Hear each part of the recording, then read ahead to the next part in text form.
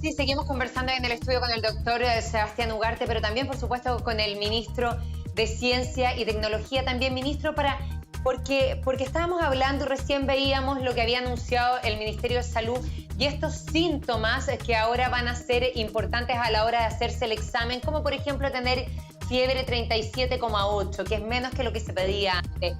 Entonces también podríamos estar frente a cuarentenas dinámicas distintas producto de estos síntomas que se vayan dando, ya que se debería ampliar entonces la cantidad de exámenes. Bueno, esto, como mencionaba el ministro, creo que es importante. Esto ha sido hasta el momento una sugerencia del Consejo Asesor, todavía tiene que adoptarse. Y cuando lo adoptemos tenemos que darnos cuenta que vamos a cambiar las definiciones. Y al cambiar las definiciones vamos a tener que pensar nuevamente cómo definimos entonces, por ejemplo, las cuarentenas selectivas y muchas otras cosas que hasta el momento habíamos estado trabajando con casos que eran sospechosos, con esos casos que se enviaba a hacer un examen de PCR, claro. Y estamos trabajando con esa población de contagiados. Vamos a tener que empezar hoy día a hablar de una población de contagiados que es más amplia probablemente, y después, como mencionábamos antes del corte, también cuando pasemos a la población asintomática. Por lo tanto, importante que nos anticipemos. Esto todavía no se adopta en el Ministerio de Salud, es una sugerencia del Consejo Asesor, pero esto va a cambiar el cómo miramos los casos sospechosos, los casos confirmados y también los casos asintomáticos. Y en este cambio de mirada también el ministro Mañalich hablaba de tal vez esta nueva normalidad que tenemos que ir acostumbrándonos del uso de mascarilla, que dijo que tenemos que acostumbrarnos a utilizarla por largo tiempo, y eso uno lo puede complementar con algunos estudios que hablan en Estados Unidos el distanciamiento social lo vamos a tener que mantener hasta el 2022, incluso finales de ese año. Es algo que también lo tenemos que acoger en nuestra realidad. Bueno, yo creo que hay una cosa que no hemos conversado mucho acá, y yo creo que usted lo ha conversado antes, pero esta pandemia presenta alto grado de incertidumbre. No sabemos bien lo que va a pasar. Realmente nadie sabe lo que va a pasar. Que es bien desesperante eso. Tenemos que ir anticipando día a día, ¿no? Sí. Y tenemos que ir estudiando mucho, tenemos que ir anticipando. Y eso nos va a dar cuenta, por ejemplo, lo que decía el ministro, de que las medidas de contención son relevantes. Algunas cosas que sí muestran los modelos, obviamente, es que el distanciamiento social ayuda y por lo tanto tenemos que mantener algunas medidas que van a tener que tener eso al centro: distanciamiento social, evitar los contagios, que es finalmente lo que queremos. Pero por lo tanto, tenemos que darnos cuenta que aquí va a haber un periodo de tiempo, que no sabemos cuánto es, ya sabemos que es largo. Por lo menos vamos a estar aquí algunos meses. Pero de todas maneras. 5 meses tampoco. Nosotros habíamos pensado inicialmente que esto, cuando comenzamos un mes, era al menos 5 meses que tenemos que estar preocupados de esto de una manera muy intensa, digamos. Ahora no sabemos cómo se va a desarrollar. Lo que hemos ido haciendo con las cuarentenas selectivas es que probablemente estos pics se alargan. Probablemente vamos a tener más de un pic, no sabemos, pero estamos frente a un escenario que ya no es un solo pic que llega y se acaba, y vamos a tener que lidiar con esto por bastante tiempo, y ahí las medidas de contención, las medidas de distanciamiento son fundamentales, claro, hoy día, y probablemente lo van a hacer por mucho tiempo. Ministro, aprovecho de preguntarle a usted. Ayer en la noche yo converso con mis papás con conferencia todos los días, y él tenía por lo menos 10 informaciones de la vacuna, que es algo que nosotros hoy día conversamos. La vacuna, que cuando viene la vacuna, que habían estado probando en Alemania.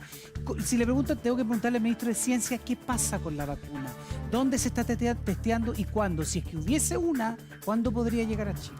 Las vacunas se están desarrollando hoy día en muchas partes del mundo, incluyendo en Chile. Hay varios grupos que están trabajando en el desarrollo de vacunas. Cuando uno desarrolla una vacuna, tiene que pasar por etapas que son preclínicas, estudios de laboratorio. Aquí en Chile, por ejemplo, ya se está trabajando en eso. Pero después tienes que entrar en las fases que se llaman clínicas. Y las fases clínicas implica trabajar con pacientes. ¿Cuánto rato? Con personas. Primero, tienes 3 fases. La primera, tienes que probar seguridad. Tienes que asegurarte que la vacuna no causa un daño en la persona. Después tienes que probar si es efectiva. Y después tienes que probar que es más efectiva que los tratamientos ya existentes. Todo esto nos da un tiempo de 12 a 18 meses para que esta vacuna exista. Hoy día existen distintas alternativas que se están probando en el mundo, también en Chile, pero tenemos 12 a 18 meses. A eso también hay que sumarle que esta vacuna va a tener que ser usada globalmente. Y por lo tanto vamos a tener que tener una producción y una distribución que asegure que esa vacuna llegue a Chile. También tenemos que prepararnos para eso, no solamente en cómo desarrollamos la vacuna, sino también cómo la producimos. Y ahí también en Chile tenemos que hacer un esfuerzo para poder producirla, para que llegue también, una vez que la tengamos, que llegue a tiempo a la población. Pero estamos hablando de que tenemos 1 año y medio, 2 años a que la vacuna exista y llegue a nuestro país, y por lo tanto, por mientras, medidas de contención, ser rigurosos con las medidas de distanciamiento social, porque esas son nuestras únicas herramientas que tenemos hoy día. Y un mensaje además, que creo que es importante en este momento, de la relevancia de las vacunas. Esto es lo que ocurre cuando no tenemos vacuna contra una enfermedad. Y por ejemplo, es una buena instancia para plantear este debate frente a los que son escépticos con las vacunas. Aquí hay una demostración muy clara de qué es lo que ocurre cuando no tenemos vacuna para una enfermedad que se puede propagar rápidamente. Mari. Bueno, claro, no puede ser un mejor ejemplo el que estamos viviendo, ministro, pero para que nos quede claro, pero qué preocupante lo que usted dice, porque eso significa que el próximo invierno tampoco tendríamos vacunas, porque usted bien dice en Chile, o sea, sabemos que toda la medicina mundial está volcada a encontrar esta vacuna, usted dice en nuestro país también, pero usted dice 12 a 18 meses más la podríamos tener. Eso tomando en cuenta, porque dicen, por ejemplo, que China ya la tiene y que ahí hay un montón de países que la tendrían y la empezaron a probar. Teniendo la vacuna, ¿son 12 a 18 meses de prueba? No, pero yo creo que, mira, lo que hay que tener en cuenta acá es que cuando aparece que China tiene la vacuna, es que China ha iniciado alguna de estas fases para hacer los estudios. Los testeos y eso. Los testeos en persona. Recuerden que aquí estamos hablando de testeo en persona. Y por lo tanto, efectivamente, hay algunos casos donde ya se empezaron a testear. Pero esos tienen tiempos. Tenemos que trabajar con personas en estas 3 fases. Y probablemente nos vamos a apurar muchísimo porque estamos frente a una emergencia. Pero tenemos que pasar esas fases de todas maneras. Nosotros efectivamente ya sabemos que en algunos lugares se están empezando a testear en persona. Pero eso Aquí tiene todavía que ser, no, en aquí Chile todavía no. Aquí no hay vacunas testeadas en ¿Y personas. tenemos la todavía. capacidad de nosotros ser los creadores de esta vacuna? Tenemos capacidad, de todas maneras, de plantear nuevas estrategias. Hoy día tenemos buenas ideas que surgen desde la comunidad científica nacional para tratamiento y posibles tratamientos de vacunas y también para otros tipos de tratamientos que nos pueden ayudar a combatir esta enfermedad. Pero como te decía, que se haya iniciado la fase para hacer estudios de las vacunas no significa que tengamos la vacuna y que tenemos que pasar entonces por periodos de prueba rigurosos que normalmente toman entre 12 a 18 meses. Quizás la comunidad internacional se pueda apurar un poco, pero estamos hablando de esos plazos. Y por lo tanto, para este brote vamos a tener que trabajar con las herramientas que tenemos y ahí hacer un llamado a que como gobierno estamos haciendo un esfuerzo muy significativo en implementar medidas y necesitamos también que todas las personas nos ayuden a que esas medidas puedan ser lo más efectivas posible y eso tiene que ver con el compromiso y la solidaridad de cada uno, porque protegernos a nosotros mismos también significa proteger al resto. Claro, y en ese mismo sentido, ministro, esto también es una oportunidad para cada país del mundo ver el grado de desarrollo en la ciencia que tienen. Y en ese sentido le quería preguntar, ¿cuál cree usted que está haciendo el aporte de nuestro país? Porque, por ejemplo, nosotros que tenemos todos los días, comparte junto a nosotros el doctor Sebastián Ugarte, nos contaba que ellos ya estaban implementando el plasma como mecanismo para recuperar a pacientes con COVID-19 y si bien todavía no tienen tantos antecedentes, ha sido sorprendente lo que ha pasado con los pacientes de ellos. Entonces, en ese sentido, ¿cuál es el aporte que está haciendo nuestro país a este desarrollo de la ciencia? Yo creo que estamos viviendo un momento donde la ciencia se pone al centro del debate, donde la ciencia participa de la toma de decisiones, donde la ciencia participa de la solución.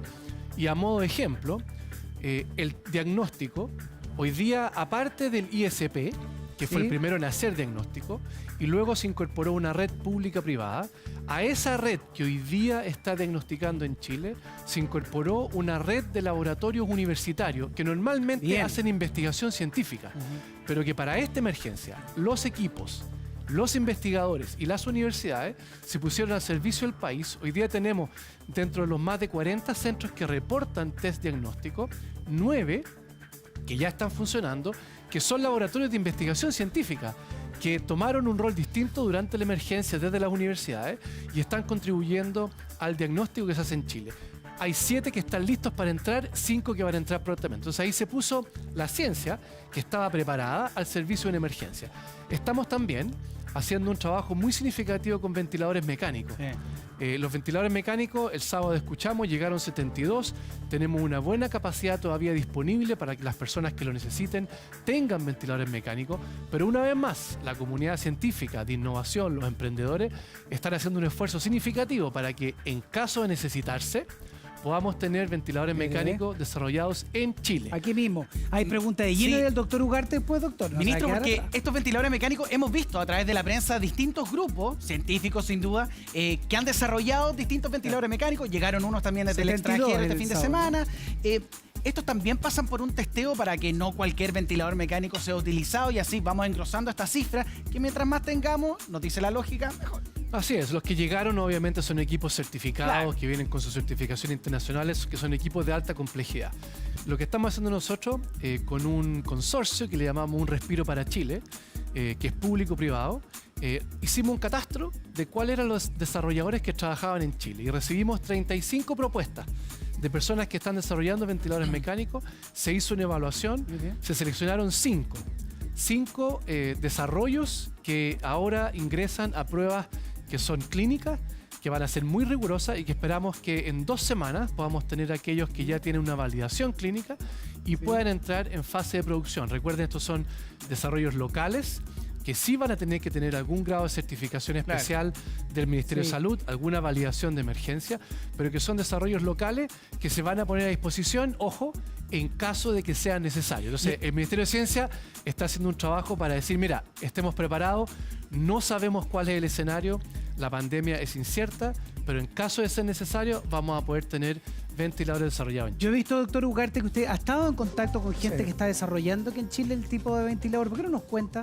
Sí, Y si tiene preguntas es para el que- ministro también. Claro, es que la verdad es que es un tiempo de ebullición maravilloso, de creación, de gente innovadora, porque eso no es que se esté planteando como el plan de primera línea, sino es como ya, si todo lo demás falla, tener un backup. Entonces, y en cosa de pocos días pasar de unas cuantas mangueras y unos equipos electrónicos a pasar a tener un ventilador armado. Y esto yo creo que vuelve a poner sobre la mesa quizá un tema que no solo sirve para la pandemia, sino que nos sirve como país. El que seamos innovadores, el que le demos importancia a la ciencia, que hagamos investigación, ¿no será algo que deberíamos darle un poquito más de importancia y que sea el centro de nuestro desarrollo futuro como país? Bueno, pero mira lo que está pasando. Lo que está pasando es que nosotros como Ministerio de Ciencia estamos participando todos los días en el comité de emergencia. Con el presidente, el ministro de Salud, el ministro del Interior, está también La ministra Rubilar. la ministra Rubilar y nosotros junto con los subsecretarios de Salud, el subsecretario y la subsecretaria. Estamos en el comité de emergencia, la ciencia puesta al centro de la toma de decisiones.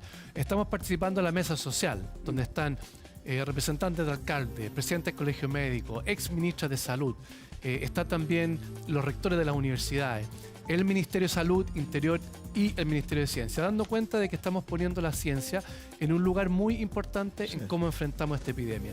Y tú hablabas, por ejemplo, del tema del plasma convaleciente. Tenemos otro fondo que también lo estamos trabajando con una vinculación público-privada, que es un fondo que le hemos llamado de adopción tecnológica. Son cosas que ya están desarrolladas. Esto no es investigación y desarrollo, son posibles terapias que hay que incorporarlas. Ahí tenemos un fondo nuevo. También estamos trabajando con matemáticos que nos están ayudando a modelar. Y esto ha sido un poco controversial en los medios. Lo importante es que los matemáticos nos ayudan a ver escenarios posibles. Mucho más que predecir el futuro, nos ayudan a decir qué pasa si hacemos esto o esto y cuáles son los escenarios que se pueden desencadenar. Y por lo tanto, en diagnóstico, en nuevas tipos de tratamiento, en vacunas, en ventiladores, en modelamiento, creo que el Ministerio de Ciencia está jugando un rol hoy día central. Y como lo dijimos en la COP25, como lo dijimos muchas veces, esperamos que atravesar por esta crisis sanitaria como país sea distinto con un Ministerio de Ciencia que sin un Ministerio de Ciencia. Y el Ministerio de Ciencia, junto con la comunidad, totalmente dedicada a que eso efectivamente sea distinto. ¿Mari? Y en ese mismo sentido, ministro, me parece importante porque efectivamente usted dice hay matemáticos y usted lidera la mesa de datos COVID-19. Entonces ahí efectivamente hay matemáticos, informática y expertos en epidemiología. Entonces mi pregunta va por lo mismo, porque usted dice ahí se puede desencadenar un montón de análisis, pero dentro de esos análisis, dicen que viene otro pic de epidemia. Bueno, todavía no hemos llegado al primero, pero vendría otro brote, más encima tomando en cuenta que de aquí a 18 meses más puede que no tengamos vacuna. ¿Cuáles son las conclusiones que usted ha llegado? ¿A cuántos pics de la enfermedad nos podríamos enfrentar, por ejemplo? Bueno, primero, esta submesa de datos que le llamamos, que depende de la mesa social, que ha sido una instancia muy buena de unidad, de coordinación, de colaboración. Esta submesa de datos no pretende hacer modelos. Nosotros no estamos modelando en esta mesa. Lo que estamos haciendo es estamos disponibilizando la información en un repositorio que está en el sitio web del Ministerio de Ciencia para que cualquier persona Esto es lo que hay. pueda hacer análisis. Está disponible, es de libre acceso y todas las personas que quieran modelar, que quieran hacer análisis, lo pueden hacer con esos datos que están con control de calidad, con nomenclatura internacional, se revisan constantemente y por lo tanto ahí hay una buena fuente de información. Lo que sí nos dicen algunos de estos modelos, de estos escenarios, es que con estas estrategias que hemos asumido, cierre temprano de colegios, cierre temprano de fronteras, cierre temprano del comercio, cuarentena selectiva, lo que está pasando es que probablemente no vamos a tener un gran pic, vamos a tener varios pics que se prolongan en el tiempo, no sabemos exactamente cuántos, pero no ni va a qué haber un duración. gran pic que ahora que podría ser la segunda semana de mayo. Vamos a tener probablemente, y aquí hay que ser cuidadoso, Pues eso lo vamos a quiero tener una escuchar. situación más extensa donde vamos a tener probablemente varios pics durante ese periodo de tiempo. Y por No lo tanto, un gran pic. probablemente no. Y por lo tanto, eso es lo que nos ha ayudado estos modelamientos. Es decir, debido a las medidas, debido a las cuarentenas selectivas, cambia el escenario.